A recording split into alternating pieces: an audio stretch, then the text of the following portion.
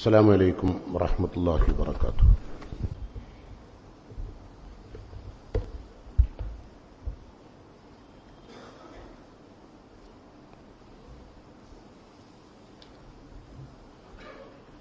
الحمد لله وبه نستعين ونحمده ونستعينه ونؤمن به ونتوكل عليه ونعوذ بالله من شرور أنفسنا ومن سيئات أعمالنا من يهده الله فلا مضل له ومن يضلل فلا هادي له أشهد أن لا إله إلا الله وحده لا شريك له وأشهد أن محمدا عبده ورسوله. اللهم صل على محمد وعلى آل محمد كما صليت على إبراهيم وعلى آل إبراهيم وبارك على محمد وعلى آل محمد كما باركت على إبراهيم وعلى آل إبراهيم إنك حميد مجيد. يا أيها الذين آمنوا اتقوا الله حق تقاته ولا تموتن إلا وأنتم مسلمون. أما بعد فإن خير الكلام كلام الله وخير السنن سنن محمد صلى الله عليه وسلم وشر الأمور محدثاتها وكل محدثة بدعة وكل بدعة ضلالة. قال الله تعالى في قرآنه المجيد: أعوذ بالله السميع العليم من الشيطان الرجيم وآتاكم من كل ما سألتموه وإن تعدوا نعمة الله لا تحصوها إن الإنسان لظلوم كفار. സ്നേഹം നിറഞ്ഞ വിശ്വാസിനികളെ, അള്ളാഹുവിൻ്റെ അനുഗ്രഹങ്ങൾ നേടിയെടുക്കാനും അള്ളാഹുവിൻ്റെ ശിക്ഷയിൽ നിന്ന് രക്ഷപ്പെടാനും സാധിക്കുക എന്നതാണ് ഈ ലോകജീവിതത്തിൻ്റെ പരമലക്ഷ്യം. അത് നേടിയവർ വിജയിച്ചു, അത് നേടാൻ കഴിയാത്തവർ പരാജയപ്പെട്ടു. ഇവിടുത്തെ ഏറ്റവും വലിയ പഠനം അതാണ്, ദുനിയാവിലെ ഏറ്റവും വലിയ പഠനം അതാണ്. ഒരു സത്യവിശ്വാസി പ്രയാസങ്ങളും പ്രതിസന്ധികളും കഷ്ടപ്പാടുകളും ദുരിതങ്ങളും വരിഞ്ഞു മുറുക്കുമ്പോൾ ക്ഷമയോടെ അവയെല്ലാം നേരിടുകയും സന്തോഷവും ആനന്ദവും ആഹ്ലാദവും ആരോഗ്യവുമെല്ലാം അള്ളാഹു വേണ്ടുവോളം നൽകുമ്പോൾ നന്ദിപൂർവ്വം ജീവിക്കുവാൻ പഠിക്കുകയും ചെയ്യുന്നവന്റെ പേരാണ് സത്യവിശ്വാസി. ഒരുപാട് പ്രയാസങ്ങൾ അള്ളാഹു നൽകിയിട്ടുണ്ട്, ഒരുപാട് സന്തോഷങ്ങളും നൽകിയിട്ടുണ്ട്. ഈ ഭൂമിയിൽ മനുഷ്യന് ജീവിക്കുവാൻ ഏറ്റവും കൂടുതൽ ആവശ്യം എന്താണെന്ന് ചോദിച്ചാൽ ഏവർക്കും അറിയാം, അത് ഓക്സിജനാണ്. ഭൂമിയിൽ അള്ളാഹു വേണ്ടുവോളം എല്ലാ ചരാചരങ്ങൾക്കും അചാരജരങ്ങൾക്കും അള്ളാഹു വേണ്ടുവോളം വെച്ചുകൊടുത്ത ഒന്നാണ് ഓക്സിജൻ. രണ്ടാമത്തേത് മനുഷ്യന്റെ ജീവിതത്തിന് അനിവാര്യമായത് വെള്ളമാണ്, അതും അള്ളാഹു വേണ്ടുവോളം ഭൂമിയിൽ സുലഭമാക്കി. മൂന്നാമതായി മനുഷ്യന് വേണ്ടത് ഭക്ഷണമാണ്, അതും അള്ളാഹു സുബ്ഹാനഹു വ തആല ഇഷ്ടം പോലെ മനുഷ്യൻ അധ്വാനിച്ചാൽ ഉണ്ടാക്കാൻ കഴിയും വിധം ഇഷ്ടം പോലെ അള്ളാഹു ഒരുക്കിയിട്ടുണ്ട്. ഇതെല്ലാം അള്ളാഹു നൽകിയതാണ്. ഇതൊന്നും നാം അള്ളാഹുവിനോട് ഒരു നേരവും ചോദിച്ചിട്ടില്ല. പടച്ചോനെ അല്പം ഓക്സിജൻ വേണമേ എന്ന് ചോദിക്കുന്ന ഒരു ഘട്ടം നമ്മുടെ ജീവിതത്തിൽ ഉണ്ടായിട്ടില്ല. ഉണ്ടാകും ഒരു സന്ദർഭം, അത് മരണത്തിന്റെ പടിവാതിക്കൽ വന്ന് മലക്കുൽ മൗത്ത് നമ്മുടെ മുമ്പിൽ വന്ന് വാതിൽ മുട്ടുമ്പോൾ നമ്മൾ ചോദിക്കുന്ന ചോദ്യമാണ് ഓക്സിജൻ. അതുവരെ നാം ഓക്സിജൻ ചോദിച്ചിട്ടില്ല. ഓക്സിജൻ ചോദിക്കാതെ തന്നതാണ്. വെള്ളവും ആരും ചോദിച്ചിട്ടില്ല, ഒക്കെ തന്നതാണ്. ഭക്ഷണവും അള്ളാഹുവിനോട് ചോദിക്കാതെ തന്നതാണ്. ഏതായിരുന്നാലും അള്ളാഹു പറയുന്നു, വആതാകും മിൻ കുല്ലി മാ സഅൽതുമൂഹു, നിങ്ങൾ ചോദിച്ചതെല്ലാം നാം നൽകിയിട്ടുണ്ട്. ചോദിക്കാതെയും തന്നിട്ടുണ്ട്, ചോദിച്ചിട്ടും തന്നിട്ടുണ്ട്. എന്നിട്ട് നിങ്ങൾക്കതിൽ വല്ല അള്ളാഹു തന്നിട്ടില്ല എന്ന് നിങ്ങൾക്ക് സംശയം തോന്നുന്നുവെങ്കിൽ വൈൻ തഅദ്ദു നിഅമത്തല്ലാഹ്, അള്ളാഹുവിന്റെ അനുഗ്രഹങ്ങളിൽ നിങ്ങൾക്ക് വല്ല സംശയവും തോന്നുന്നുണ്ടെങ്കിൽ നിങ്ങൾ അതൊന്ന് എണ്ണി നോക്കുക. ലാ തുഹ്സുഹ, നിങ്ങൾക്ക് അള്ളാഹു തന്ന അനുഗ്രഹങ്ങൾ എണ്ണിക്കണക്കാക്കാൻ കഴിയില്ല. എന്നാൽ എന്നിട്ട് അള്ളാഹ് പറയാ, ഇന്നൽ ഇൻസാന, എന്നാൽ ഈ അനുഗ്രഹങ്ങളെല്ലാം അനുഭവിക്കുന്ന മനുഷ്യൻ ലളൂമുൻ കഫാർ, ഏറ്റവും അക്രമിയും നന്ദി കെട്ടവരുമാണ് പടച്ചവരോടും പടപ്പുകളോടും. അനുഗ്രഹങ്ങൾ മനുഷ്യൻ എപ്പോൾ ഉണ്ടാകുന്നുവോ അവിടെയെല്ലാം മനുഷ്യൻ അഹങ്കാരിയാവും. ഏത് അനുഗ്രഹമാണോ ഇന്ന് നിങ്ങൾക്കുള്ളത്, ആ ഉള്ള അനുഗ്രഹത്തിന്റെ മേൽ നമ്മൾ ഓരോരുത്തരും നമ്മൾ അക്രമികളും നന്ദി കെട്ടവരുമായി മാറും. അനുഗ്രഹമില്ലെങ്കിൽ മാത്രമേ ഒരൽപ്പം അള്ളാഹുവിനോട് കടപ്പാടുണ്ടാവൂ, സൃഷ്ടികളോട് സ്നേഹമുണ്ടാകൂ. ആ അനുഗ്രഹങ്ങൾ നമുക്ക് കിട്ടിയാൽ വലിയ പ്രയാസമാണ്. അതുകൊണ്ട് ഒരു സത്യവിശ്വാസിക്ക് അള്ളാഹു നൽകുന്ന അനുഗ്രഹം, ഏറ്റവും വലിയ അനുഗ്രഹം, നബി കരീം സല്ലല്ലാഹു അലൈഹി വസല്ലം പറയാണ്, ഇന്ന അഹദൻ ലം യൂത ബഅദൽ യഖീനി ഖൈറൻ മിനൽ ആഫിയ. അള്ളാഹു ഒരാൾക്ക് ആദർശം, ഇസ്ലാമാകുന്ന, ഈമാനാകുന്ന, ഹിദായത്താകുന്ന, തഖ്വയാകുന്ന ഇസ്ലാമിന്റെ ആദർശം ഒരാൾക്ക് നൽകിക്കഴിഞ്ഞാൽ രണ്ടാമതായി അള്ളാഹു ഒരാൾക്ക് കൊടുക്കുന്ന ഏറ്റവും വലിയ അനുഗ്രഹം അൽ ആഫിയ, ആരോഗ്യമാണ്. ദുനിയാവിൽ അള്ളാഹ് കൊടുക്കുന്ന ഏറ്റവും വലിയ അനുഗ്രഹം. അത് അനുഭവിക്കുന്ന സമയത്ത് മനസ്സിലാവില്ല അത് വലിയൊരു അനുഗ്രഹമായിരുന്നു എന്ന്. അനുഗ്രഹം പടിയിറങ്ങുമ്പോഴാണ് മനസ്സിലാകുക. അതുകൊണ്ട് ഏറ്റവും വലിയ അനുഗ്രഹം, അള്ളാഹു തന്നിരിക്കുന്ന അനുഗ്രഹങ്ങളിൽ ഏറ്റവും അനുഗ്രഹീതമായ കാര്യം നാം മനസ്സിലാക്കേണ്ടത് ആരോഗ്യമാണ്. ഈ ആരോഗ്യമുള്ള കാലത്ത് അള്ളാഹുവിന്റെ താൽപര്യങ്ങൾക്കൊത്ത് ജീവിക്കുവാൻ വലിയ പ്രയാസമാണ്. അനുഗ്രഹങ്ങൾ സമ്പത്തായിരുന്നാലും അനുഗ്രഹങ്ങൾ ആരോഗ്യമായിരുന്നാലും അത് അള്ളാഹ്ക്ക് നൽകുവാൻ വലിയ പ്രയാസമാണ്. അവിടെയാണ് വിശ്വാസി വിജയിക്കേണ്ടത്. എനിക്ക് അള്ളാഹു തന്നിരിക്കുന്ന അനുഗ്രഹം, നമുക്കറിയാം ലോകത്തെ ഏറ്റവും കൂടുതൽ ആരോഗ്യം കൊടുത്ത വ്യക്തി ആരാണെന്ന് നമുക്കറിയാം. ചരിത്രം പഠിക്കുന്ന വിശ്വാസികൾക്കറിയാം. ലോകത്തെ ഏറ്റവും കൂടുതൽ ആരോഗ്യം കൊടുത്ത വ്യക്തി ആരാന്ന് ചോദിച്ചാൽ നമ്മൾ പറയും, ഇസ്ലാം വായിക്കുന്ന ആൾ പറയും അത് ഫിറൗനാണ്. ആ അനുഗ്രഹം, ആരോഗ്യമാകുന്ന അനുഗ്രഹം കൊടുത്തപ്പോൾ അവൻ പറഞ്ഞ വാക്ക് അന റബ്ബുക്കുമില്ല, ഞാനാണ് ഈ ലോകത്തിന്റെ പരമോന്നതനായ രക്ഷിതാവ്. ഈ ആരോഗ്യം, സമ്പത്തും സൗകര്യങ്ങളും കൂടിയാൽ ഏത് ദാഷ്ട്യ വാക്കുകൾ ഉപയോഗിക്കും.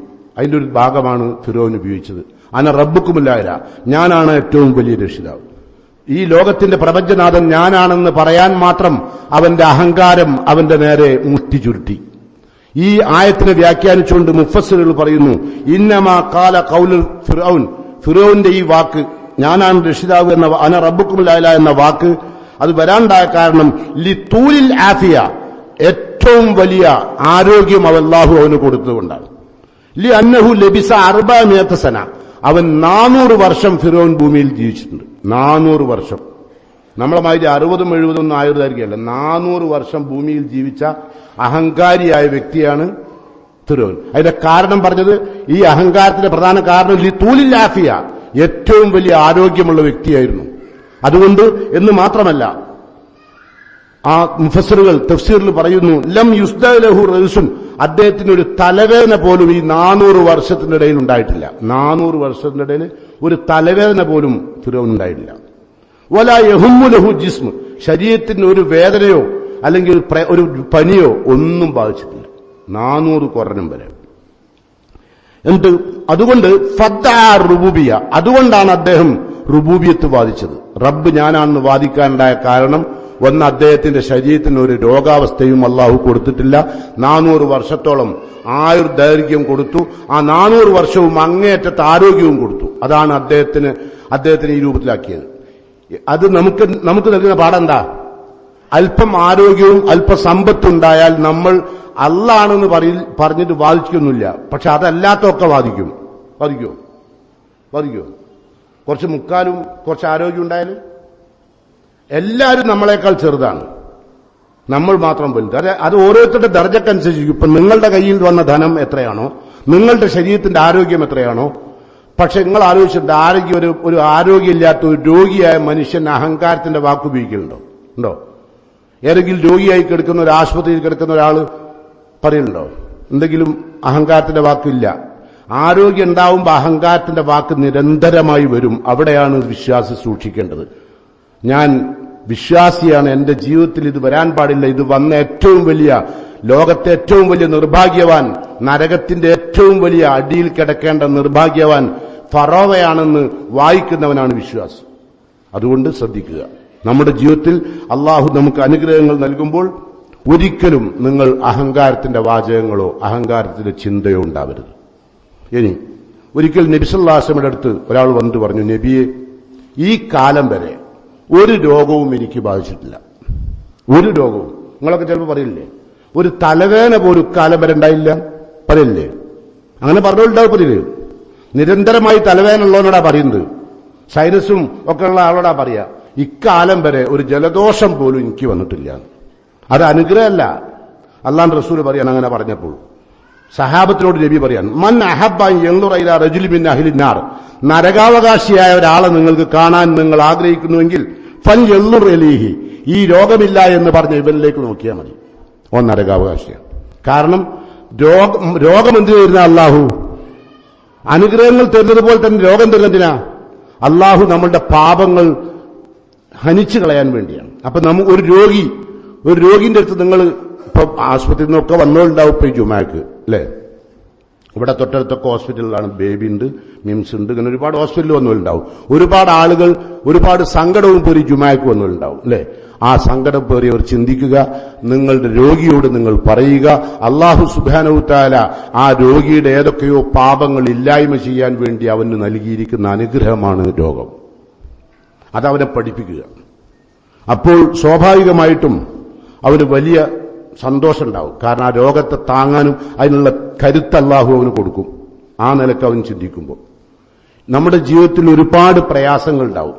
ഈ പ്രയാസങ്ങളും അനുഗ്രഹങ്ങളും ഒക്കെ തരുമ്പോൾ നമ്മൾ ഏറ്റവും കൂടുതൽ അള്ളാഹിനോട് ചോദിക്കേണ്ട അനുഗ്രഹം ഒന്ന് ഈമാനാണ്, ആദർശം. അതൊരിക്കലും ആർക്കു വേണ്ടിയും പണയപ്പെടുത്താത്ത ഒരാദർശം അതുണ്ടാവുക. രണ്ടാമതായി ഒരു മനുഷ്യൻ അള്ളാഹിനോട് ചോദിക്കേണ്ട പ്രധാനപ്പെട്ട കാര്യം ആഫിയത്ത്, ആരോഗ്യമാണ്. നബി സല്ലല്ലാഹു അലൈഹി വസല്ലം പറഞ്ഞു, അദ്ദുആഉ ലാ യറുദ്ദു ബൈനൽ അദാനി വൽ ഇഖാമ, ഇഖാമത്തിന്റെയും ബാങ്കിന്റെയും ഇടയിൽ ഉള്ള സമയം. ഇപ്പൊ നമ്മൾ ബാങ്ക് കൊടുത്തു, ഇനി ഒരു ഇഖാമത്ത് കൊടുക്കാൻ നമ്മൾ കാത്തു കിട്ടില്ലേ? ഇതിനിടയിൽ, ഈ ഖുത്ബന്റെ ഇടയിൽ നിങ്ങൾ നടത്തുന്ന പ്രാർത്ഥന, ആ പ്രാർത്ഥന ലാ യറുദ്ദു, അള്ളാഹു തട്ടിക്കളിയില്ല ആ പ്രാർത്ഥന. അപ്പോൾ ബാങ്കിന്റെയും ഇഖാമത്തിന്റെയും ഇടയിൽ നിങ്ങൾ നടത്തുന്ന പ്രാർത്ഥന അള്ളാഹു തട്ടിക്കളയില്ല എന്ന് പറഞ്ഞപ്പോൾ സഹാബത്ത് ചോദിച്ചു, ഫമാദാ നഖൂലു, അള്ളാന്റെ പ്രവാചകരെ, ഈ തിരസ്കരിക്കപ്പെടാത്ത ഈ സമയത്ത് നമ്മൾ അള്ളാഹിനോട് എന്താ ചോദിക്കേണ്ടത്? അപ്പൊ റസൂലുള്ള സലുല്ലാഹൽ ആഫിയ, നിങ്ങൾ അള്ളാഹിനോട് ആരോഗ്യം ചോദിച്ചോളി. ആരോഗ്യം ഇബാദത്ത് ചെയ്യുന്നതിനും വേണമെന്ത് വേണ്ടേ? ആരോഗ്യം വേണ്ടേ? അപ്പൊ ആരോഗ്യമാണ് നിങ്ങൾ അള്ളാഹിനോട് ചോദിക്കേണ്ടത്. അള്ളാഹു കൊടുക്കുന്ന ഏറ്റവും വലിയ അനുഗ്രഹമാണത്. അതുകൊണ്ട് ആ അനുഗ്രഹം ഉണ്ടാകുമ്പോൾ ഒരിക്കലും തന്നെ ഞാൻ എന്ന ഭാവം നിങ്ങളിലേക്ക് കടന്നു വരരുത്. പലപ്പോഴും നിങ്ങൾ കുറച്ച് ആരോഗ്യമുള്ള ആളുകൾ നടക്കുന്നതും അവരുടെ ഓട്ടവും ചാട്ടവും സംസാരവും വീക്ഷണവും അവരുടെ സംസാര രീതിയും ഒക്കെ വ്യത്യാസം ഉണ്ടാവും, അല്ലേ? ഒരാരോഗ്യം കുറഞ്ഞ ആളുടെ സംസാരവും വളരെ വ്യത്യാസം ഉണ്ടാവില്ലേ? അപ്പൊ ആരോഗ്യം ഉള്ളപ്പോൾ തന്നെ ഒരു സത്യവിശ്വാസി മനസ്സിലാക്കേണ്ടത്, ഇതൊക്കെ അള്ളാഹു എനിക്ക് തരുന്നത് പോലെ നബുലുവന്നക്കും ബിശ്ശർരി വൽ ഖൈർ, ഒരുപാട് നന്മകൾ തന്നു പരീക്ഷിക്കും, ഒരുപാട് തിന്മകൾ തന്നു പരീക്ഷിക്കും. ഇത് രണ്ടും എന്നെ പരീക്ഷിക്കുകയാണ്.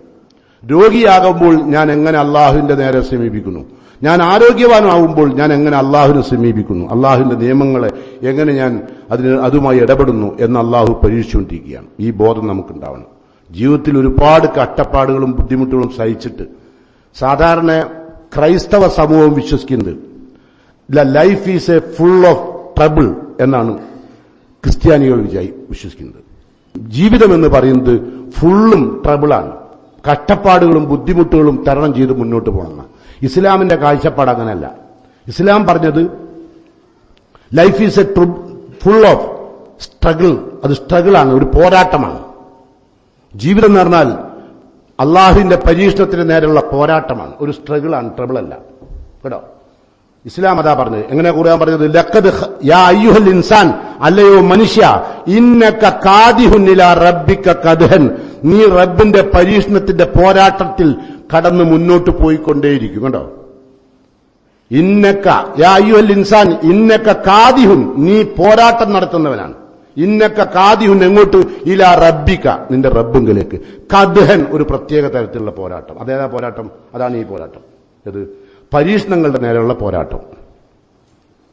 അത് നടത്തിക്കൊണ്ടിരിക്കുന്ന അവസാനം ഈ പോരാട്ടത്തിനൊടുവിൽ ഫമുലാഖിഹി, നീ റബ്ബിനെ കണ്ടുമുട്ടും. അതെപ്പോഴാണ്? മരിക്കുമ്പോൾ. നമ്മൾ ഈ പോരാട്ടം കഴിയുമ്പോൾ, ജീവിതം അവസാനം പോരാട്ടം കഴിയുമ്പോൾ ബാക്കി പുസ്തകം മരണമാണ്. അള്ളാനെ കണ്ടുമുട്ടില്ല. അപ്പം അള്ളാനെ കണ്ടുമുട്ടും വരെ ലഖദ് ഖലഖനൽ ഇൻസാന ഫീ കബദ്, ഒരുപാട് പ്രയാസങ്ങളും കട്ടപ്പാടുകളും സഹിക്കാനുള്ള കഴിവോടുകൂടിയാണ് അള്ളാഹു മനുഷ്യനെ സൃഷ്ടിച്ചത്. അതല്ലാണ്ട് അവിടെ ബുദ്ധിമുട്ടാനല്ല. നമ്മൾ ബുദ്ധിമുട്ടും കട്ടപ്പാടുകളും സഹിച്ച് ദൈവത്തിലേക്ക് പോവുകയല്ല, അല്ലെങ്കിൽ ദൈവപുത്രനിലേക്ക് പോവുകയല്ല. നമ്മൾ ചെയ്യുന്നത് ഇസ്ലാമിന്റെ കാഴ്ചപ്പാടിൽ ജീവിതം എന്ന് പറഞ്ഞാൽ ഒരുപാട് പോരാട്ടമാണ്. ആ പോരാട്ടങ്ങൾക്കിടയിലൂടെ കടന്നു പോകും, അവസാനം റബ്ബിനെ കണ്ടുമുട്ടും. ആ റബ്ബിനെ കണ്ടുമുട്ടുമ്പോൾ ഫഅമ്മാമൻ ഊതിയ കിതാബഹു ബിയമീനിഹി, ഇവിടെ നടത്തിയ പോരാട്ടത്തിന്റെ ഒരു ലെഡ്ജറുണ്ട്. എല്ലാവർക്കും ഓരോ ലെഡ്ജർ ഉണ്ടാവും. നമ്മൾ നടത്തിയ പോരാട്ടം, ഓരോ പോരാട്ടവും മാർക്കിട്ടുണ്ടാവും. ഓരോ സമയത്തും അത് എഴുതി രേഖപ്പെടുത്തിയിട്ടുണ്ടാവും. ആ രേഖപ്പെടുത്തിയ പോരാട്ടത്തിന്റെ രേഖ പരലോകത്തെത്തും. ഫഅമ്മാമൻ ഊതിയ കിതാബഹു ബിയമീനിഹി, പോരാട്ടത്തിന്റെ രേഖ അള്ളാഹു പരലോകത്ത് വെച്ച് പോരാട്ടം നടത്തിയ വ്യക്തിക്ക് വലതു കൈയിലാണ് കിട്ടിയതെങ്കിൽ ഫസൗഫ യുഹാസബു ഹിസാബൻ യസീറ, വളരെ ലഘുവായ വിചാരണയോടുകൂടി സ്വർഗത്തിൽ കയറാൻ കഴിയും. അങ്ങനെ യൻഖലിബു ഇലാ അഹ്ലിഹി മസ്റൂറ, അവൻ അവന്റെ സ്വർഗത്തോപ്പിൽ അവന് വേണ്ടി കാത്തിരിക്കുന്ന അവന്റെ മാതാപിതാക്കളുണ്ടെങ്കിൽ അവരുടെ അടുത്തേക്ക്, അല്ലെങ്കിൽ അവരുടെ ബന്ധുമിത്രാദികളുടെ അവരുടെ അടുത്തേക്ക്, ഭാര്യ കുട്ടികളുണ്ടെങ്കിൽ അവരുടെ അടുത്തേക്ക് സന്തോഷത്തോടുകൂടി മടങ്ങിപ്പോകും. എങ്ങനെ പോയാൽ? പോരാട്ടത്തിന്റെ രേഖ വലതു കൈയിൽ ലഭിച്ചാൽ. എന്നാലോ വഅമ്മാമൻ ഊതിയ കിതാബഹു വറാ ലഹരി, അവന്റെ പിൻഭാഗത്തുകൂടി, വലതുഭാഗത്തൂടല്ല പോരാട്ടത്തിന്റെ രേഖ കിട്ടിയത് പിൻഭാഗത്തൂടെ എങ്കിൽ അവൻ അപകടത്തിൽപ്പെട്ടു. അതാണ് വറാ ലഹരി ഫസൗഫ യദഉ സുബൂറ, നാശത്തിനായി വിളിച്ചു പറയും. വയസ്ല സഈറ, ജ്വലിച്ചുകൊണ്ടിരിക്കുന്ന നരകത്തിലേക്കുള്ള യാത്രയാണ്.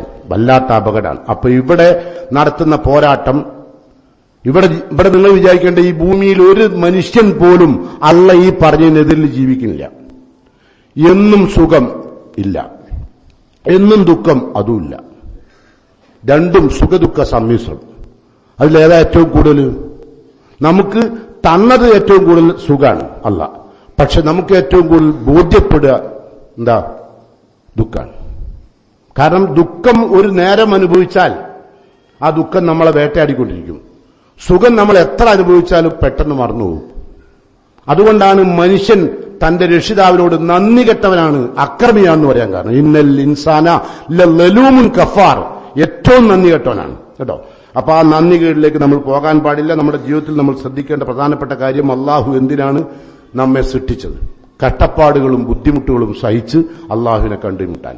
ഇവിടെ ജീവിക്കുമ്പോൾ ഞാനും നിങ്ങളും കഷ്ടപ്പാടുകൾ അനുഭവിക്കുമ്പോൾ, ദുരിതങ്ങൾ അനുഭവിക്കുമ്പോൾ, പ്രയാസങ്ങൾ അനുഭവിക്കുമ്പോൾ, പരീക്ഷണങ്ങൾ അനുഭവിക്കുമ്പോൾ റസൂലുള്ള പറയാണ്, ഇദാ ഉസീബ അഹദുക്കും ബി മുസീബ, നിങ്ങൾക്ക് ജീവിതത്തിൽ ഒരു ആപത്ത് ബാധിക്കുമ്പോൾ ഫൽ യദ്കുർ ബി മുസീബത്തഹു ഫൈനഹു അഅ്ലമുൽ മസായിബ്, നിങ്ങൾ എന്റെ ആപത്തുകൾ, റസൂലുള്ള അനുഭവിച്ച ആപത്തുകൾ ആലോചിച്ചാൽ മതി. കാരണം ഫൈനഹു അഅ്ലമുൽ മസായിബ്, ലോകത്ത് ഏറ്റവും വലിയ പ്രയാസം അനുഭവിച്ച വ്യക്തി മുഹമ്മദ് മുസ്തഫ സല്ലല്ലാഹു അലൈഹി വസല്ലം. വല്ലാത്ത പ്രയാസങ്ങളായിരുന്നു അല്ലെ? എന്തെല്ലാം പ്രയാസം! പ്രബോധന രംഗത്തൊരു ഭാഗത്ത്, പ്രബോധന രംഗത്ത് സഹായിച്ചവരുടെ മരണങ്ങൾ ഒരു ഭാഗത്ത് അല്ലെ? റസൂലുള്ളാഹി സ്വല്ലല്ലാഹു അലൈഹി വസല്ലമയെ സഹായിച്ച അബൂ താലിബിന്റെ മരണം റസൂലുള്ളാഹിന്റെ ജീവിതത്തിലെ ഏറ്റവും വലിയൊരു മുസീബത്തായിരുന്നു.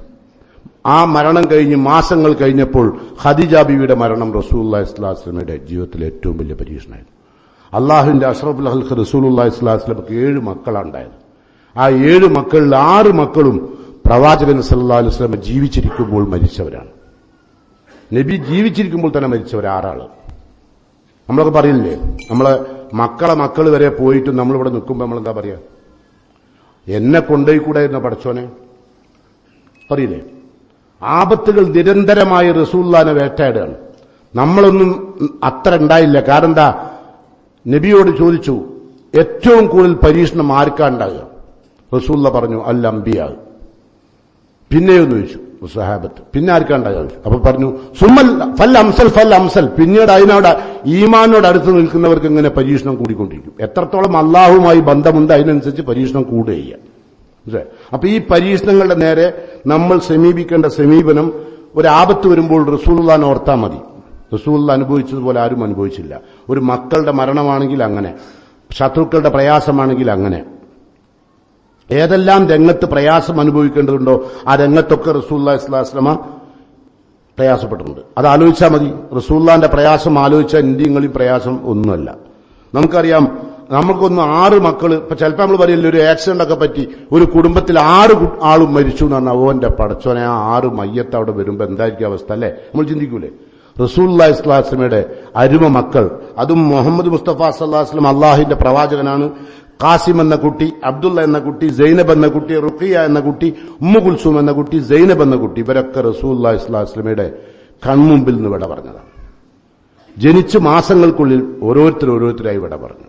അങ്ങനെ റസൂലുള്ളാഹി സ്വല്ലല്ലാഹു അലൈഹി വസല്ലമയുടെ ജീവിതം സമ്പൂർണമായും പരീക്ഷണ നിരതമായി. ആ പ്രവാചകന്റെ ജീവിതത്തിൽ നിന്ന് പാഠം ഉൾക്കൊണ്ടാൻ ശ്രമിച്ചാൽ നമ്മളെ സംബന്ധിച്ചോളം നമുക്ക് ജീവിതത്തിൽ ഉണ്ടാകുന്ന പ്രയാസങ്ങളും ദുരിതങ്ങളും ഒന്നും ദുരിതമല്ല. അങ്ങനെ നമ്മൾ ചിന്തിക്കാൻ നമുക്ക് സാധിക്കണം. അപ്പോൾ മാത്രമാണ് നമ്മളുടെ ജീവിതം വളരെ സന്തോഷം ഉണ്ടാകുക. ഒരിക്കൽ ആയിഷ റളിയല്ലാഹു അൻഹ നബി സല്ലല്ലാഹു അലൈഹി വസല്ലമയോട് ചോദിച്ചു, അള്ളാഹുവിന്റെ പ്രവാചകരെ, അങ്ങയുടെ ജീവിതത്തിൽ ഒരുപാട് പ്രയാസങ്ങൾ ഉണ്ടായിട്ടുണ്ട്, അതിൽ ഏറ്റവും വലിയ പ്രയാസം വഹദ് യുദ്ധം പരാജയപ്പെട്ടോളായിരുന്നില്ലേ? അതായിരുന്നില്ലേ പ്രവാചകന്റെ ജീവിതത്തിൽ ഏറ്റവും വലിയ ദുഃഖം?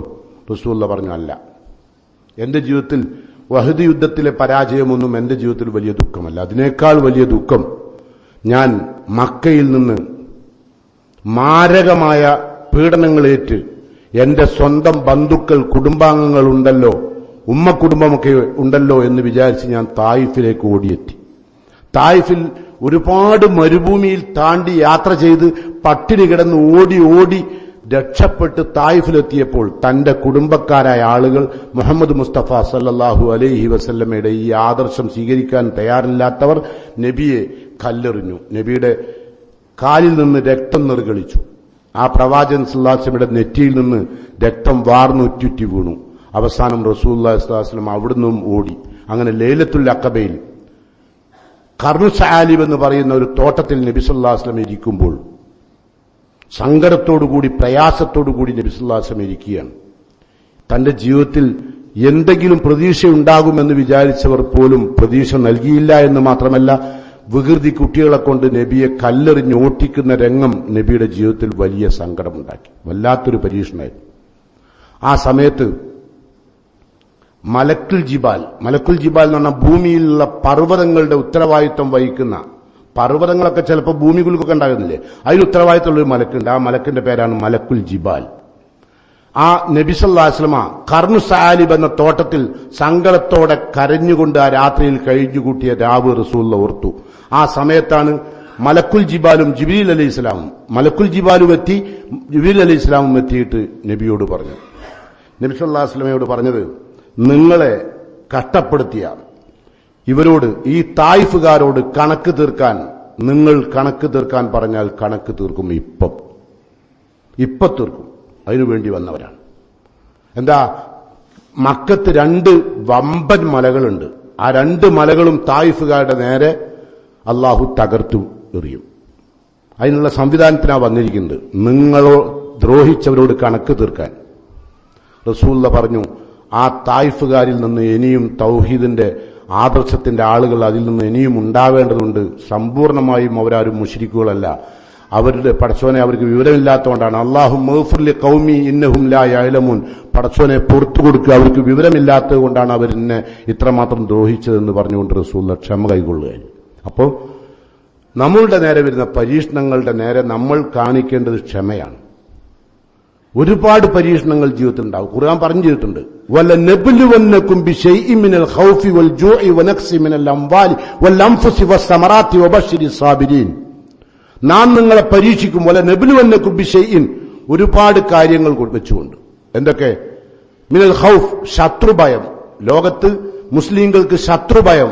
ഞാൻ മുസ്ലിമാണെന്ന് പറഞ്ഞാൽ അപകടപ്പെടാവുന്ന രൂപമുണ്ടാവും. ഉണ്ടോ ഇല്ലയെന്ന് ഇപ്പൊ നിങ്ങൾക്ക് മനസ്സിലാവും കേട്ടോ.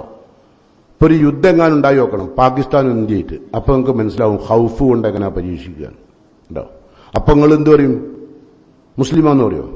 അങ്ങനെ യുദ്ധം ഉണ്ടായാൽ ആലോചിച്ച് നോക്കിട്ടോ. ഇവിടെ ഉണ്ടല്ലോ ഒരുപാട് കച്ചവടം ഇതൊക്കെ ഒക്കെ ഒഴിവാക്കി പോണ്ടി വരും. പക്ഷേ അങ്ങനൊരു ഖൗഫ് നിങ്ങളുടെ നേരെ വന്നാൽ നിങ്ങൾ മുസ്ലിമാന്ന് പറയുമോ? വല നബ്ലുവന്നക്കും, നാം പരീക്ഷിക്കുക തന്നെ ചെയ്യും, ബിശൈഇൻ മിനൽ ഖൗഫ്, അല്പം ഭയം തരും. ഭയം, ശത്രുക്കളുടെ ഭയം. വൽ ജൂ, വിശപ്പ്. അങ്ങനെ വരുമ്പോ പട്ടിണി വരുമല്ലോ. കച്ചവടം ഇതൊക്കെ ഇല്ലാണ്ടാവും. ഇപ്പൊ തന്നെ കച്ചവടക്കാരോട് നിങ്ങൾ ചോദിച്ചു നോക്കി, കച്ചവടം കണ്ട് കഴിഞ്ഞെല്ലാം തിരക്കല്ലേ, വളരെ മോശം. കഴിഞ്ഞ കൊല്ലം ചോദിച്ചപ്പോഴോ അതിന്റെ മുമ്പ് തിരക്കില്ല എന്ന് പറഞ്ഞു. അങ്ങനെ ഓരോ കൊല്ലം ഒരു കഴിഞ്ഞ കൊല്ലം തിരക്കില്ല എന്നറിയാം, ഇക്കൊല്ലം മോശം എന്നറിയാം. ഗൾഫ് വരെ മാതിരിയാ. ഗൾഫ് ഇഞ്ഞി പോണ്ട അറിയും, ഇപ്പം പിറ്റേന്ന് പോകും. പറഞ്ഞു പോണ്ടെന്ന് എല്ലാവരോടും പറയും. ഇനിയൊന്നും രക്ഷയില്ല, ഒരു രക്ഷ അവിടെ ഇല്ല, ഇനി വരണ്ട, വെറുതെ ഇനി വരുന്നത് അല്ലേ. എന്നിട്ട് ഈ പറഞ്ഞ വീശിയെടുത്ത് പോകും. കാരണം ഓൻ പോരാട്ടത്തിലാണ്, ഓന്റെ പോരാട്ടമാണ്. ഓൻ പോരാട്ടം നടത്തിക്കോട്ടെ, അതിന് ഇസ്ലാം എതിർക്കുന്നില്ല. പക്ഷേ നിങ്ങൾ മനസ്സിലാക്കുക, ജീവിതം എന്ന് പറയുന്നത് ഒരു പോരാട്ടം കഴിഞ്ഞ അവസാനം മലക്കുൽ മൗത്ത് എന്ന വാതിൽക്ക് ചെന്നും അവസാനിക്കും ഈ പോരാട്ടം. ആ പോരാട്ടം അവസാനിക്കുമ്പോൾ അവിടെ എന്ത് വിജയം കിട്ടി, അതാണ് വിജയം. ബാക്കിയൊക്കെ വെറുതെ കേട്ടോ. ഉട്ടുടുത്ത വസ്ത്രം, നമ്മളൊക്കെ ഇപ്പം നമ്മളെ മക്കളും നമ്മളുടെ വാപ്പാരും നമ്മളെ കുടുംബവും നമ്മളെ കല്യാണത്തിനൊക്കെ ബ്രാൻഡഡ് ഡ്രസ്സാണ് അല്ലേ. എന്തോ ഒരു വലുപ്പാന്ന്. അപ്പൊ ചുരുക്കത്തിൽ പറഞ്ഞ ഒരു പെന്ന് പോക്കറ്റ് കുത്തേണ്ട ബ്രാൻഡഡ് ആണ്. അതിനാ കമ്പനിന്റെ മീറ്റിങ്ങിന് പോവുക. അപ്പൊ എന്ത് വേണം? മൂപ്പര് പോരാട്ടത്തിലാണ്, ആ പോരാട്ടം നടക്കട്ടെ. അവസാനമാണ് കമ്പനി, അവസാനത്തെ ഒരു കമ്പനി ഉണ്ട് ഒപ്പിടാനുള്ള. ആ ഒപ്പിടാനുള്ള എത്തുമ്പോഴാണ് ഹത്തായിദാ ജാഊഹ, ആ കമ്പിന്റെ മുമ്പിൽ എത്തുമ്പോൾ, മരണമാകുന്ന വാതിലിന്റെ ആ കമ്പിന്റെ മുമ്പിൽ അവൻ എത്തുമ്പോൾ അവൻ പറയും, റബ്ബിർജിഊനി, പടച്ചോനെ ഒന്ന് മടക്കി തരണം ഭൂമിയിലേക്ക്. എന്തിനാ? ഇനി ദുബായി പോകാനും ഗൾഫിൽ പോയി പൈസ ഉണ്ടാക്കാനും കച്ചവടം ചെയ്ത് മുക്കാലുണ്ടാക്കാനും ബമ്പൻ വീടുണ്ടാക്കാനും ബമ്പൻ വാഹനങ്ങൾ വാങ്ങാനും ബ്രാൻഡ് ഡ്രസ്സ് വാങ്ങാനും ഒന്നല്ല.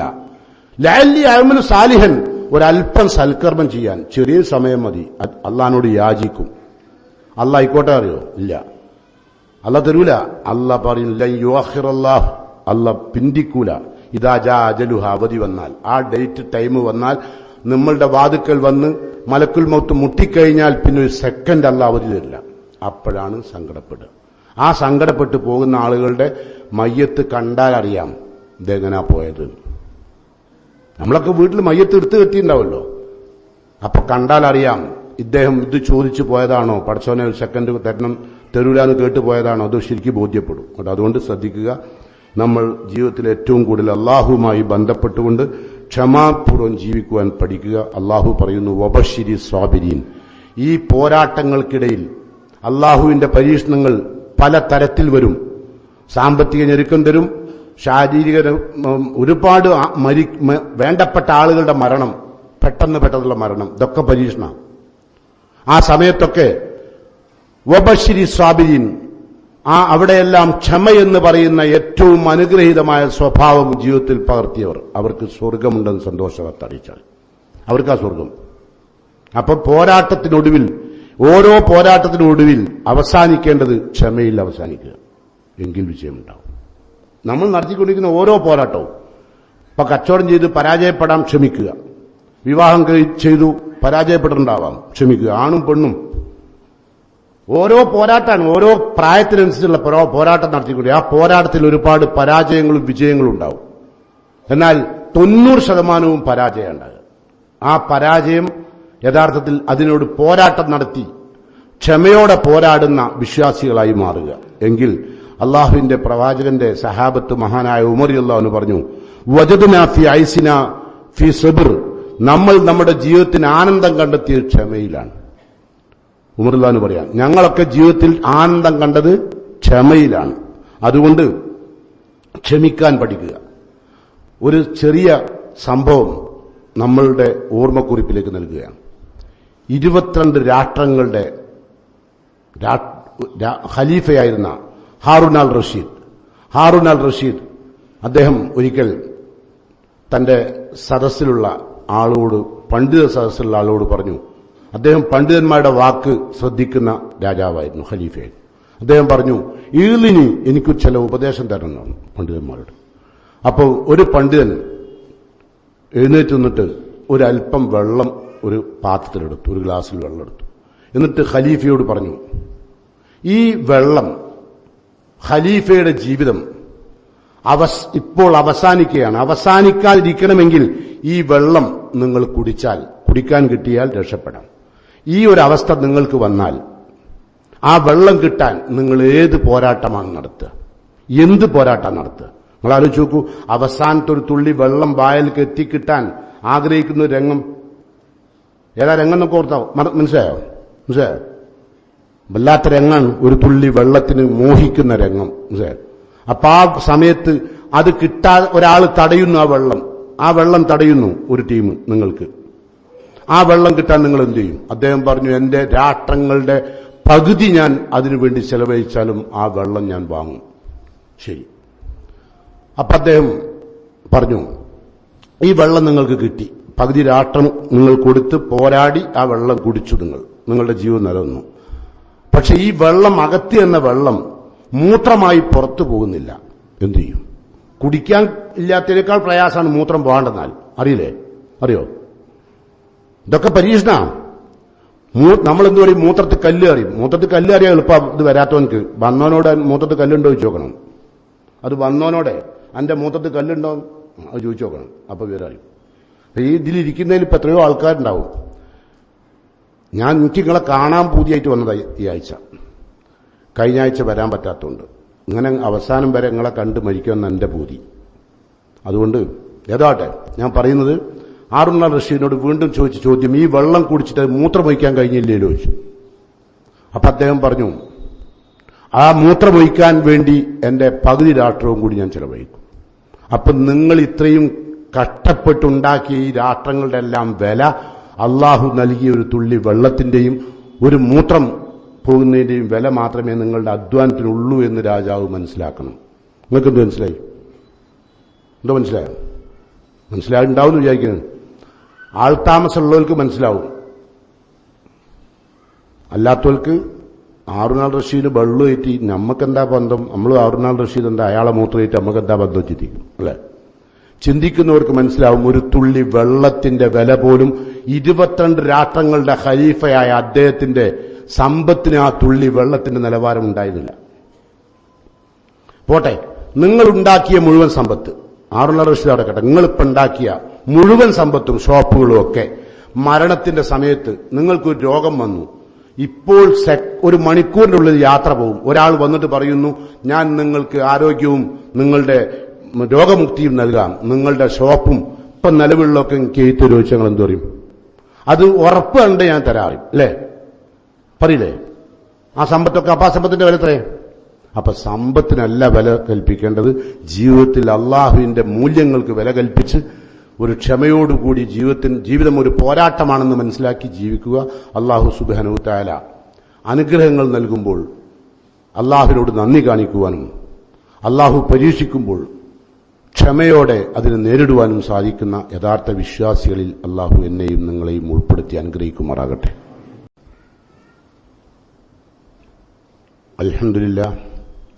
അൽഹംദുലില്ലാഹിൽ വാഹിദിൽ അഹദ് അൽ ഫർദിസ് സമദ് ലം യലിദ് വലം യൂലദ് വലം യകുൽ ലഹു കുഫുവൻ അഹദ്.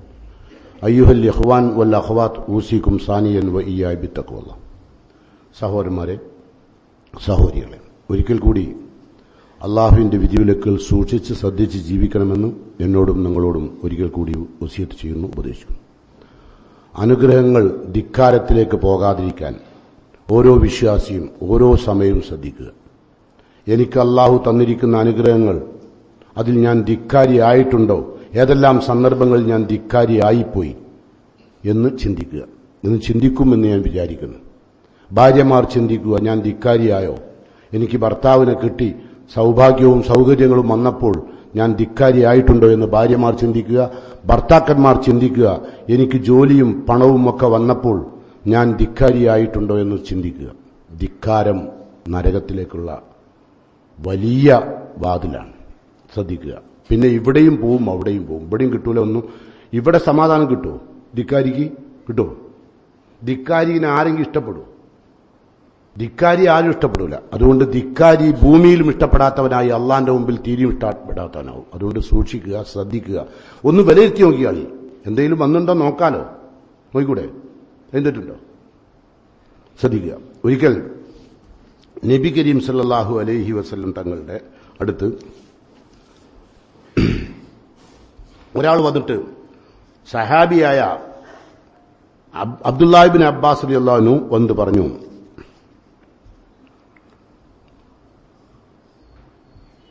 അബൂ റബാഹയോട് അബ്ദുല്ലാഹി ഇബ്നു അബ്ബാസ് റളിയല്ലാഹു അൻഹു വന്ന് ചോദിച്ചു, അലാ ഉരീക മിൻ അഹ്ലിൽ ജന്ന, സ്വർഗത്തിൽ പോകേണ്ട ഒരാളെ ഞാൻ നിങ്ങൾക്ക് ഭൂമിയിൽ കാണിച്ചു തരട്ടെ ചോദിച്ചു. എന്ത്? സ്വർഗത്തിലേക്ക് പോകേണ്ട ഒരാളെ ഞാൻ ഭൂമിയിൽ കാണിച്ചു തരട്ടെ. അപ്പൊ അദ്ദേഹം പറഞ്ഞു, ബല, തീർച്ചയായും കാണിച്ചു തരണം. അങ്ങനെ ഒരാൾ ഭൂമിയിൽ ഉണ്ടെങ്കിൽ ഇവിടുന്ന് കാണാലോ, സ്വർഗത്തിൽ പോകേണ്ട ആളെ. അപ്പൊ അദ്ദേഹം പറഞ്ഞു, ഹാദിഹിൽ മർഅത്തു സൗദാ, ആ കറുത്ത നീഗ്രോ വർഗത്തിൽപ്പെട്ട ആ പെണ്ണാണ്, കറുത്ത പെണ്ണാണ്, കാണാൻ ഭംഗിയില്ല, സൗന്ദര്യമില്ല, ആ കറുത്ത പെണ്ണാണ് എന്ന് മാത്രമല്ല, അവരെ സംബന്ധിച്ചോളം അവർ കറുത്ത നീഗ്രോ വർഗത്തിൽപ്പെട്ട ഒരു പെണ്ണാണെന്ന് മാത്രമല്ല, അവർ വലിയൊരു പരീക്ഷണത്തിന് വിധേയയാണ്. എന്താ? അത്തത്തിൻ നബി സ്വല്ലല്ലാഹു അലൈഹി വസല്ലം അവർ നബിയുടെ അടുത്ത് വന്നു. ഫഖാലത്തുണ്ട്, അവർ പറഞ്ഞു, ഇന്നി ഉസ്റഉ, നബിയെ, എനിക്ക് അപസ്മാരം ഇളകാറുണ്ട്. എന്നെ അപസ്മാരം എന്ന് പറഞ്ഞാൽ നമുക്കറിയാലോ, ന്യൂറോ പ്രോബ്ലം അല്ലേ? അതിനൊരു ഡോക്ടറുണ്ട്, അയാളുടെ പേരാണെന്ത്, ന്യൂറോ സർജൻ ഉണ്ട് അല്ലേ? ന്യൂറോന്റെ സ്പെഷ്യലിസ്റ്റ് ഇല്ലേ? ഉണ്ട്. അപ്പം ന്യൂറോയുടെ പ്രശ്നം ഉണ്ട്. എന്താ പ്രശ്നം? അപസ്മാരം ഇളകുക. ഒരു പെണ്ണ് അപസ്മാരം ഇളകുക എന്ന വലിയ പരീക്ഷണം. അതിനുവേണ്ടിയാണ് നബിന്റെ അടുത്ത് വന്നത്. അതുകൊണ്ട് അപസ്മാരം ഇളകുകയും വൈന്യ അത്തക്കശഫു, എന്റെ വസ്ത്രം നീങ്ങിപ്പോവുകയും അങ്ങനെ ഔറത്ത് വെളിവാവുകയും ചെയ്യുന്നുണ്ട്. അബോധാവസ്ഥയിൽ ഒരു പെണ്ണിന് മോഹാലസ്യം വരുന്ന സമയത്ത്, ഈ അപസ്മാരം ഇളകുന്ന സമയത്ത് വസ്ത്രം നീങ്ങിപ്പോകുന്നു. അതിന്റെ സങ്കടവുമായി വന്നതാണ്. നമ്മളെ വീട്ടിലുള്ള പെണ്ണുങ്ങളെ നോക്കി അപസ്മാരം ഇളകിയിട്ടാണോ ഇവരുടെയൊക്കെ ഔറത്ത് വെളിവായത്? ആണോ? അപസ്മാരം ഇളകിയിട്ടാ? ആണോ? നിങ്ങളൊക്കെ പെങ്ങന്മാർ, നിങ്ങളൊക്കെ ഭാര്യ, നിങ്ങളൊക്കെ ഉമ്മട്ടിരിക്കുന്ന ചുരിദാറൊന്ന് പോയോക്കട്ടെ. നിങ്ങൾ പള്ളന്റെ പട വരെ കീറിയിരിക്കുന്നു ഇപ്പം ഇല്ലേ? അത് അപസ്മാരം ഇളകിയിട്ട് പോയതാ? എന്താ ചെയ്യുക? മാപ്പിളയാണ് പോലും നമ്മൾ. ഇത് ഈ ശബ്ദം കേൾക്കുന്ന നമ്മളെ ഭാര്യമാർ, നമ്മുടെ സഹോദരിമാർ ശ്രദ്ധിക്കുക. നിങ്ങൾ ആർക്ക് വേണ്ടിയാണ് ഉടുത്തൊരുങ്ങുന്നത് ശ്രദ്ധിക്കുക കേട്ടോ. ഭർത്താവിന്റെ മുമ്പിലേക്കാണ് വരുന്നതെങ്കിൽ, ഇപ്പം നമുക്കറിയാം, ഇഹ്റാമിൽ പ്രവേശിക്കുന്ന ആളുകൾക്ക്, പുരുഷന്മാർക്ക് ഇഹ്റാം കെട്ടുമ്പോൾ ശരീരത്തിലൊക്കെ വാസന്തരം ഉപയോഗിക്കണം അല്ലെ? സ്ത്രീകൾക്ക് പ്രത്യേകം ഇഹ്റാമിന്റെ ഡ്രസ്സ് ഇല്ലല്ലോ, ഉണ്ടോ? അവർക്ക് വെറും അവരുടെ മക്കനെയും ഉള്ളതുപോലെ മുഖവും മുൻകൈയും മറയാൻ പാടില്ല, ബാക്കി ഭാഗം മറയണം. അതിനുകൊണ്ട് എന്നാൽ ആ സമയത്ത് പോലും അള്ളാന്റെ റസൂല് പറഞ്ഞു, അവർക്ക് വല്ലാണ്ട് അടിച്ചു വീശുന്ന സുഗന്ധമില്ലാത്ത സുഗന്ധം ഉപയോഗിക്കുക ഇഹ്റാം കെട്ടുമ്പോൾ പെണ്ണുങ്ങൾക്ക്. നേരെ മറിച്ച് ഭർത്താവിന്റെ റൂമിൽ വരുമ്പോഴാണ് നല്ല വാസനയൊക്കെ ഉപയോഗിച്ച് വരേണ്ടത്. അതിനെത്തി നമ്മളെ ഭാര്യമാർ തയ്യാറുമില്ല. ഇവിടെ അപസ്മാര രോഗിയായ ഒരു പെണ്ണ് തന്റെ വസ്ത്രം അപസ്മാരമിളകിയിട്ട് അബോധാവസ്ഥയിൽ വസ്ത്രം നീങ്ങിപ്പോകുന്നു. അങ്ങനെ ഔറത്ത് വെളിവാകും. ഇവിടെ നമ്മൾ അപസ്മാരം ഇളകാതെ തന്നെ എല്ലാ സ്കൂട്ടറിന്റെ മുകളിലൊന്നും നോക്കേണ്ടി, ജുമാ ഞാൻ കഴിഞ്ഞ് പോകുമ്പോൾ നോക്കേണ്ടി കേട്ടോ. ഞാൻ അത് തെരഞ്ഞുകൊണ്ട് നടക്കണ്ട കേട്ടോ. അല്ല, ചിലപ്പം മൗലവി പറഞ്ഞിട്ടുണ്ട് നോക്കാൻ, അതുകൊണ്ട് ഞാൻ നോക്കിക്കാളെ സുന്നത്തല്ല. ഞാനൊരു വാക്കങ്ങോട്ട് ഒരു ഖബർ പറഞ്ഞു എന്നുള്ളൂ ഉണ്ടോ. അപ്പം ചിലപ്പോൾ അതും ഉണ്ടാവുകയെ, അത് ശരി അങ്ങനെ നോക്കേണ്ടതുണ്ടല്ലേ. അത് അങ്ങനെ സുന്നത്തായി നോക്കാൻ പറഞ്ഞതല്ല. നിങ്ങൾ ശ്രദ്ധിച്ചാൽ വേണ്ട, എന്തിനാ സ്കൂട്ടർ പോയി നിങ്ങളെ പുരയിൽ ചെന്നിട്ട് മോളെ അത് വിളിക്കുക, എന്നിട്ട് അടുത്തേക്ക് വിളിച്ചിട്ട് നോക്കുക എന്തൊക്കെ പുറത്തുണ്ട് കേട്ടോ, ഓക്കെ അപസ്മാരം ഉണ്ടോന്ന്. എന്നിട്ട് നിങ്ങളെ ഭാര്യൻ്റെ നോക്കുക കേട്ടോ. നമ്മളെ ഭാര്യയും നമ്മളെ പെങ്ങന്മാരും ഒക്കെ കഴുത്തും മാറും എങ്ങനെ പുറത്തേക്ക് കാണിക്കാൻ കഴിയും, അതിനുള്ള ഡ്രസ്സ് അങ്ങനെ അടിക്കാൻ കഴിയും, അത് എവിടുന്ന് അടിച്ചു കിട്ടുക, അത് നോക്കിക്കൊണ്ട് നടക്കുക അല്ലെ. ഇപ്പൊ നമ്മളിവിടെ കണ്ടുകൊണ്ടിരിക്കുന്ന പെണ്ണ് നബിനോട് പറയുന്നു, വൈന്യ തകശഫ്, നബിയെ എന്റെ വസ്ത്രം ഞാൻ മോഹാലസ്യപ്പെടുമ്പോൾ, അബോധാവസ്ഥയിലേക്ക് പോകുമ്പോൾ, അപസ്മാരമിളകുമ്പോൾ വസ്ത്രം വെളിവാകുന്നുണ്ട്. അതുകൊണ്ട് ഫദ്ഉല്ലാഹ തആല ലി, എനിക്ക് അള്ളാഹിനോട് നിങ്ങൾ പ്രാർത്ഥിക്കണം എനിക്ക് വേണ്ടിയിട്ട്. അതിനാ പറഞ്ഞത് റസൂലുള്ളാഹിന്റെ അടുത്ത്. അപ്പൊ നബിന്റെ മറുപടി, ഇൻ ശീത്തി സബർത്തി, നീ ഉദ്ദേശിക്കുകയാണെങ്കിൽ ക്ഷമിച്ചാള്, നീ ക്ഷമിക്ക്. എന്താ കാരണം? വലക്കിൽ ജന്ന, നിനക്ക് സ്വർഗമുണ്ട്. അപ്പൊ രോഗവുമായി ബന്ധപ്പെട്ട് സ്വർഗവും എങ്ങനെ കിടക്കുന്നു? ഇപ്പൊ ഇതിൽ വന്ന രോഗികൾ ഓരോരുത്തരും പറയുന്നുണ്ടാവുന്നത്, മൗലവി നമുക്ക് വേണ്ടി പ്രാർത്ഥിക്കണം, ദ്വാരക്കണം, മൂപ്പര് അങ്ങനത്തെ ഡേഞ്ചർ അവസ്ഥയിലാണ് അല്ലേ, പറയല്ലേ, ICUലാണ്, അവിടെയാണ്, ഇവിടെ എന്നല്ലേ. അപ്പൊ നിങ്ങൾ മനസ്സിലാക്കേണ്ടത് എന്താ? ക്ഷമിക്കാൻ പറയാ. വലക്കിൽ ജന്ന, സ്വർഗം നിനക്കുള്ളതാണ്.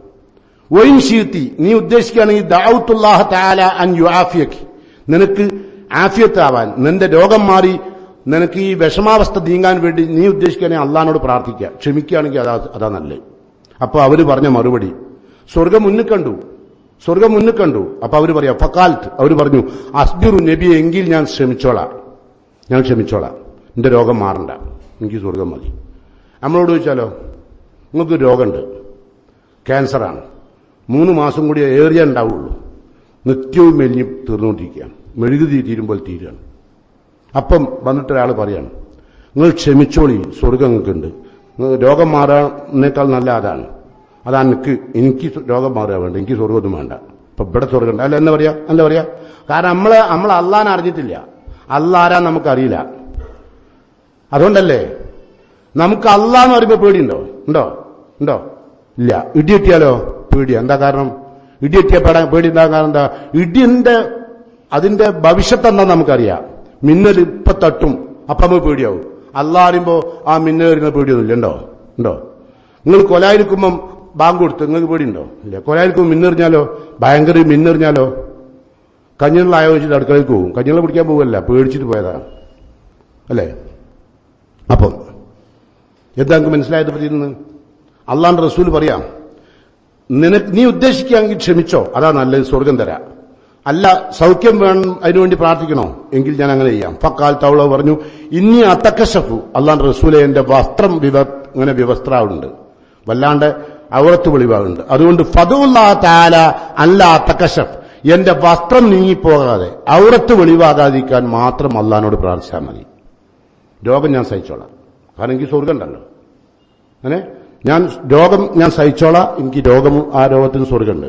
പക്ഷെ എനിക്ക് ഔറത്ത് വെളിവാകുന്നത് സഹിക്കാൻ കഴിയില്ല. നമുക്ക് ഔറത്ത് ഏറ്റവും കൂടുതൽ പുറത്ത് കാണിക്കാൻ വേണ്ടി നടക്കുക നമ്മളെ പെണ്ണുങ്ങളും നമ്മളെ ഭാര്യയും നമ്മളെ മക്കളും കേട്ടോ. ആ സമയത്താണ് ഈ ഹദീസ് നമ്മൾ കേൾക്കുന്നത്.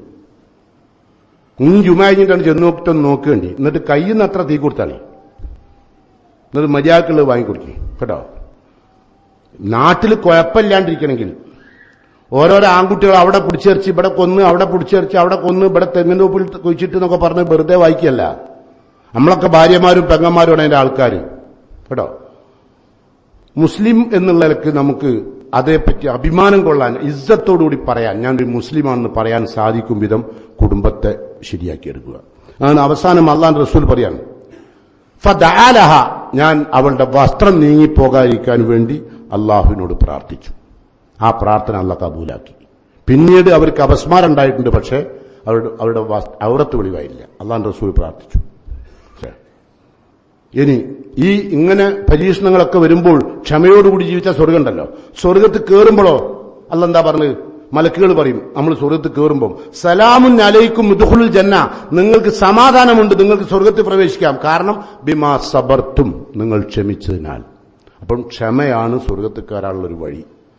ജീവിതം എന്ന് പറയുന്നത് പോരാട്ടമാണ്. പോരാട്ടത്തിൽ വിജയിക്കുക, അഹങ്കാരിയാവാതെ ധിക്കാരിയാവാതെ വിനയാന്വിതരായ അള്ളാഹുവിന്റെ ദാസന്മാരായി മാറുക.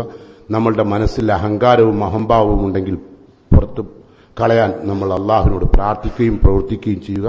അള്ളാഹു സുബ്ഹാനഹു തആല അവന്റെ ഉത്തമദാസന്മാരുടെ കൂട്ടത്തിൽ എന്നെയും നിങ്ങളെയും ഉൾപ്പെടുത്തി അനുഗ്രഹിക്കുമാറാകട്ടെ.